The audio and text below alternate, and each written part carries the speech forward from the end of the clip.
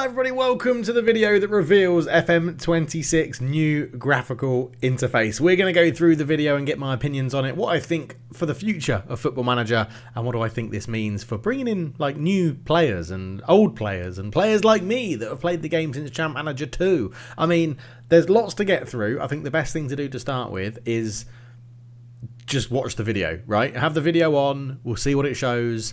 I'm sure you've all watched it anyway, but some of you might be interested in my opinions. I don't know. Who knows? Who knows what the internet wants? I thought I'd do this video because I've been very quiet on FM26 stuff. I've not really done any videos on the cancellation of FM25, Miles' interviews about FM26, anything like that. So I thought with some actual stuff to view and look at, let's go through it. Let's run the video.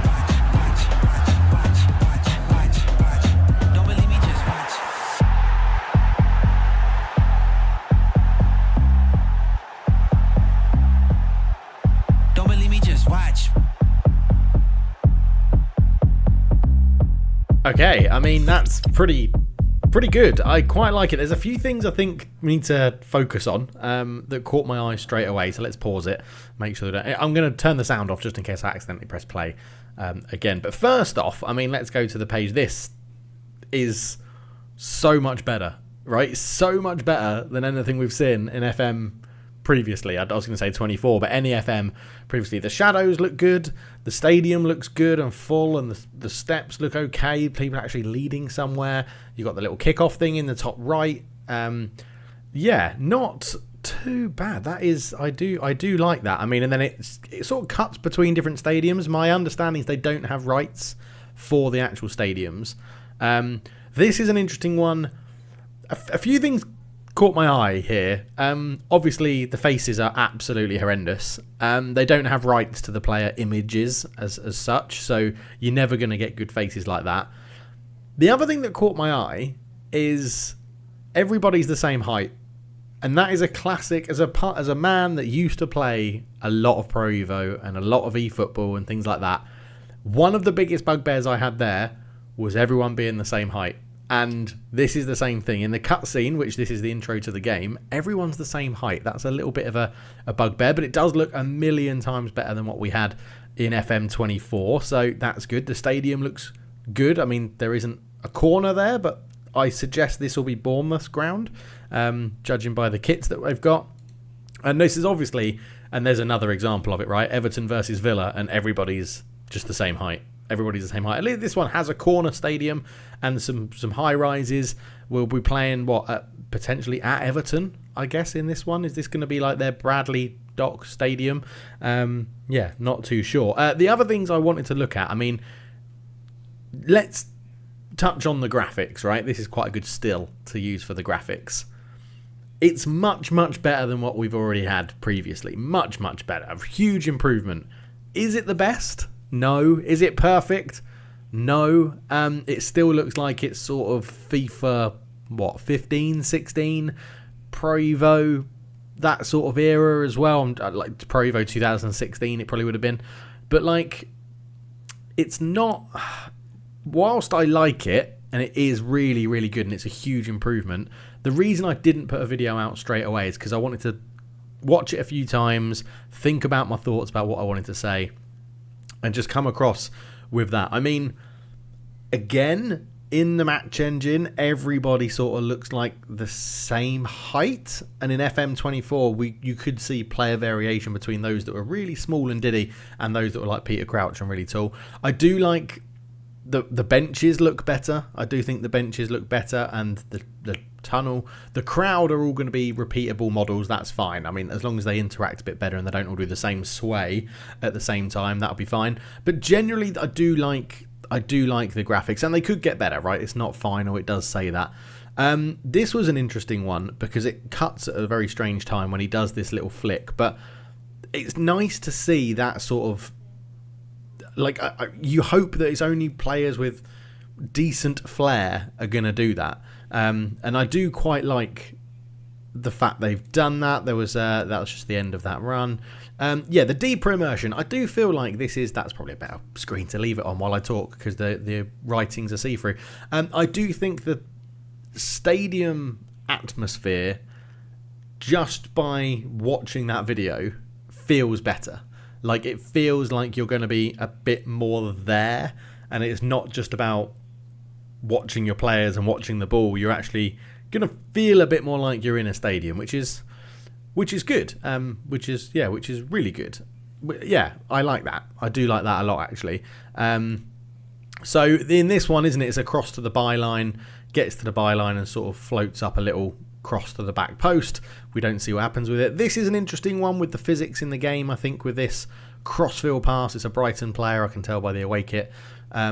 Sort of comes across. Physics look pretty good with the curl on the ball. A decent first touch brings it down, and then you get this top-down view, which is something I'm a big fan of because I like to look at it from like an analytical point of view. But again, it's going on around the atmosphere, isn't it? Richer atmosphere here, like more embedded about football and what it means. So yeah, I mean, you get a nice little ball over the top in this one. You actually can't see too much of what happens with that first touch because it cuts before he gets there. But a really good slide tackle. That one's a little bit slow, but again, it's a good challenge on the ball, and it goes to his own player. It sort of makes sense. A really good block from the defender, a little loopy cross to the back post. I really like that save. This is one of the things I wanted to very quickly highlight. If I can just potentially go back a second or so, just like the animation of the goalkeeper being sort of a goalkeeper, the animation of that, of him getting down low and clearly getting a hand on it, is great. The defender's off balance, which I like as well. The player's landing on one foot, which I think is really good. Like, again, you can sort of see from here that it's not great in terms of graphics. Obviously, this is a moving video that I've slowed down, so that you're not going to get great graphics on it. But Everton v Liverpool, you can clearly tell straight away from the kits that's who's playing. So really good save in that one as well. Really, really like that. The overhead kick is interesting. I mean, pausing it there, it looks absolutely ridiculous. But the overhead kick animation looks very similar to what we've had previously. It's definitely, I think that's what, Iliman Ndiaye maybe having an overhead kick against Emilio Martinez.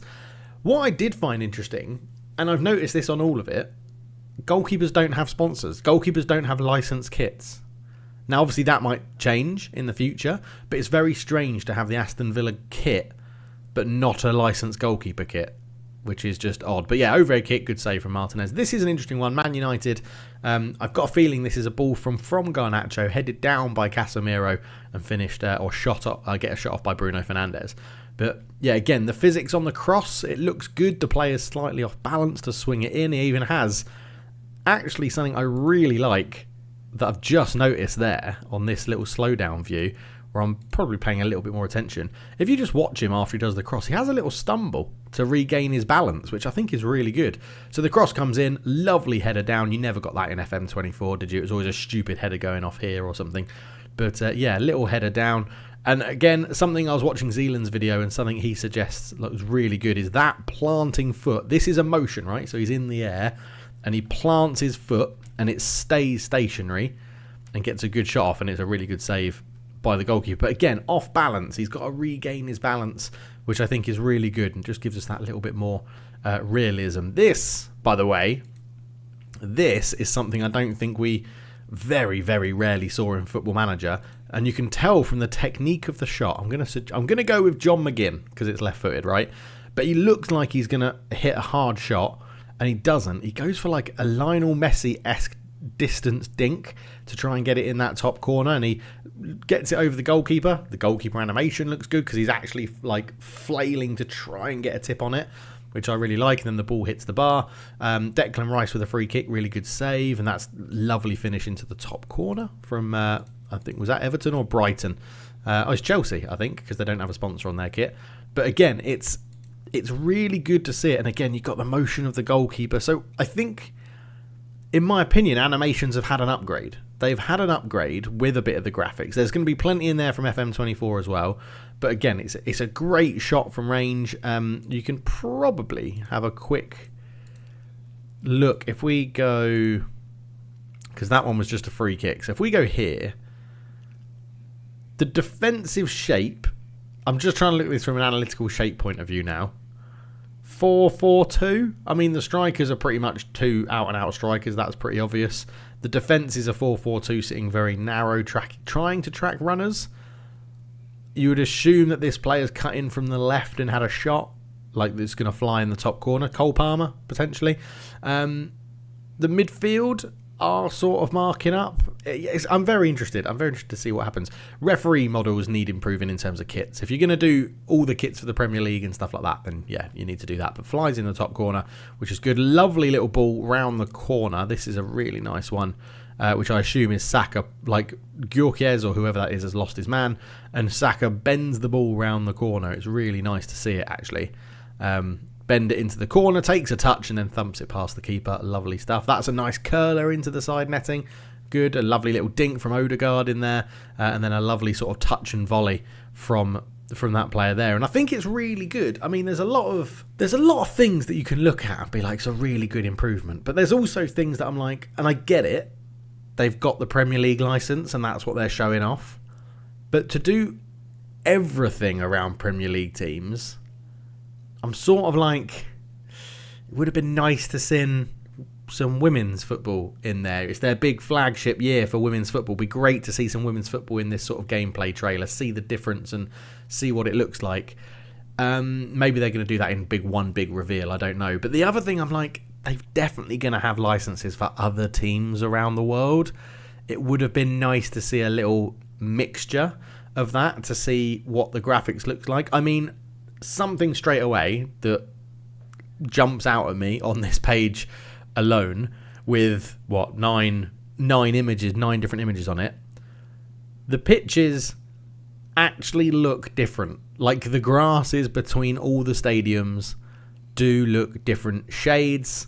Like, I don't know if all the lines are the same thickness if you were to measure the lines and stuff, but they do look sort of in different locations compared to the pitch. If you look at the bottom right one, like this segment of pitch actually goes behind the goal. That one lines up with the goal. So I'm intrigued. I'm very happy.